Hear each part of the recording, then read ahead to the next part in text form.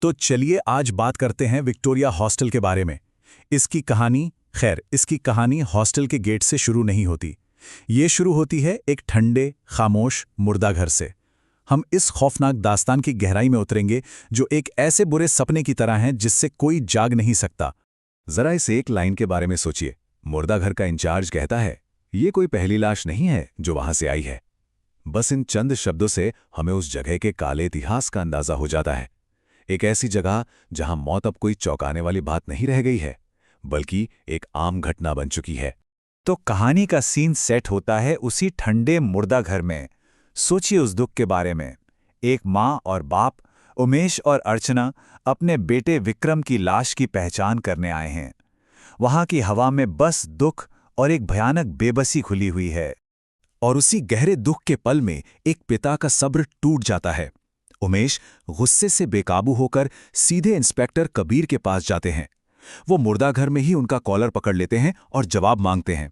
उन्हें बस ये जानना है कि उनके बेटे के साथ क्या हुआ। देखिए, विक्रम की मौत ये कोई पहली या अकेली घटना नहीं थी। मुर्दा घर के इंचार्ज ने विक्टोरिया हॉस्टल में होने वाली इन घटनाओं को एक नाम दिया है। वो इसे मौत का तांडव कहता है।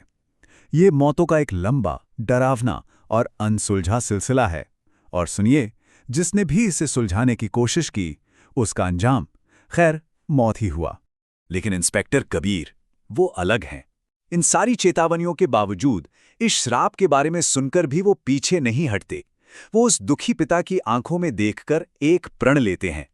वो वादा करते हैं कि वो इस रहस्य को सुलझाएंगे, चाहे कुछ भी हो जाए। और यही उनका दृढ़ संकल्प हमारी कहानी को असल में आगे बढ़ाता है। तो कबीर जानते थे कि आम पुलिस जांच यहां काम नहीं करेगी। उन्हें अंदर जाना होगा। उनका प्लान एक स्टूडेंट बनकर अंडरकवर जाना। वो विक्टोरिया हॉस्टल पहुंचते हैं, जो कि एक बहुत ही अजीब, सुनसान जगह पर बना है। एक पहाड़ी पर एक गहरी खाई के ठीक बगल में, है ना, डरावना। और जैसे ही वो वहां पहुंचते हैं, चीजें और भी अजीब हो जाती हैं। ये हॉस्टल मानो दो अलग अलग जगह हों। दिन में एकदम वीरान, बिल्कुल खामोश, सुनसान। आपको लगेगा कि ये सालों से बंद पड़ा है। लेकिन फिर सूरज ढलते ही अचानक से हर एक कमरे में बत्तियां जल उठती हैं। खिड़कियों के पीछे से परछाइयां हिलती हुई दिखने लगती हैं। आखिर ये हो क्या रहा है? ये रहस्य और भी गहरा हो जाता है। कबीर रिसेप्शन पर जाते हैं और वहां के वार्डन से मिलते हैं, जो पूरी तरह से खामोश है। वो एक शब्द भी नहीं बोलता। इसके बजाय वो सिर्फ एक तरफ इशारा करता है, एक बोर्ड की तरफ, जिस पर हॉस्टल के नियम लिखे हैं। और मैं बता दूं, ये कोई आम हॉस्टल के रात 10 बजे बत्ती बंद वाले नियम नहीं है। नहीं, बिल्कुल नहीं।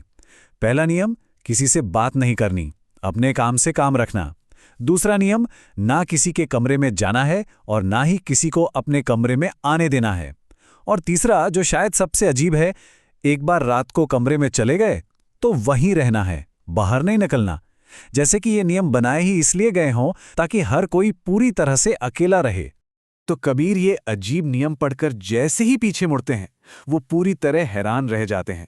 रिसेप्शन खाली है, मेन गेट खाली है, वार्डन, चौकीदार वो बस गायब हो गए हैं, जैसे हवा में घुल गए हों, जैसे वो कभी वहां थे ही नहीं। ठीक है, तो अब कबीर अपने कमरे में है, कमरा नंबर 307। कुछ देर सब शांत रहता है और फिर अचानक गलियारे से एक दिल दहला देने वाली चीख गूंजती है और यहीं से चीजें अजीब से बदलकर बिल्कुल खौफनाक हो जाती हैं।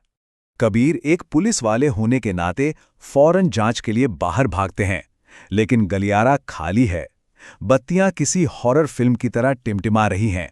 लेकिन सबसे डरावनी बात यह है, किसी ने जोर से चीख मारी और एक भी दरवाजा नहीं खुला। एक भी नहीं।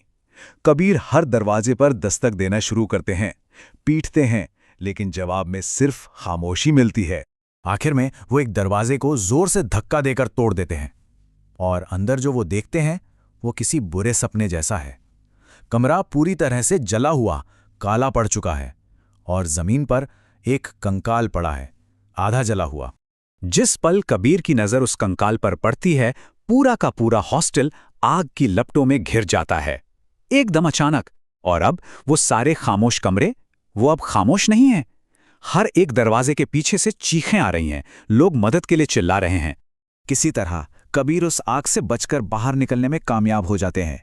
वो बाहर चौकीदार को ढूंढते हैं और उसका सामना करते हैं, लेकिन फिर वो उसे करीब से देखते हैं और उनके होश उड़ जाते हैं। चौकीदार कोई इंसान नहीं, वो खुद एक शिकार है, बुरी तरह से जला हुआ, जो कभी एक इंसान हुआ करता था, उसका भूत।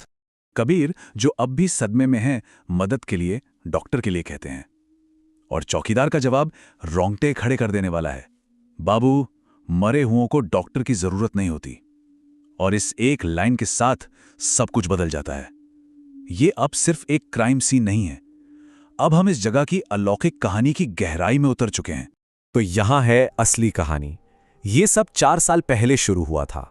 एक प्रतिद्वंदी बिल्डर इस जगह को बंद करवाना चाहता था, इसलिए उसने एक लड़के को नया स्टूडेंट बनाकर भेजा। और अंदाजा लगाइए उसे कौन सा कमरा दिया गया। जी हां, कमरा नंबर 307। उसी रात उस लड़के ने बाहर से हर एक दरवाजा बंद कर दिया, सबको अंदर फंसाकर, और फिर उसने पूरी इमारत में आग लगा दी। अंदर मौजूद हर कोई, वार्डन, चौकीदार, सारे छात्र, सब जिंदा जल गए। लेकिन कहानी उस आग के साथ खत्म नहीं होती। नहीं, वो तो सिर्फ शुरुआत थी। उस त्रासदी ने एक श्राप को जन्म दिया। तो अब चलिए समझते हैं कि यह श्राप असल में काम कैसे करता है। इस श्राप का सार बहुत सरल और दुखद है। उनका असली कातिल, वो नया स्टूडेंट, वो भाग गया।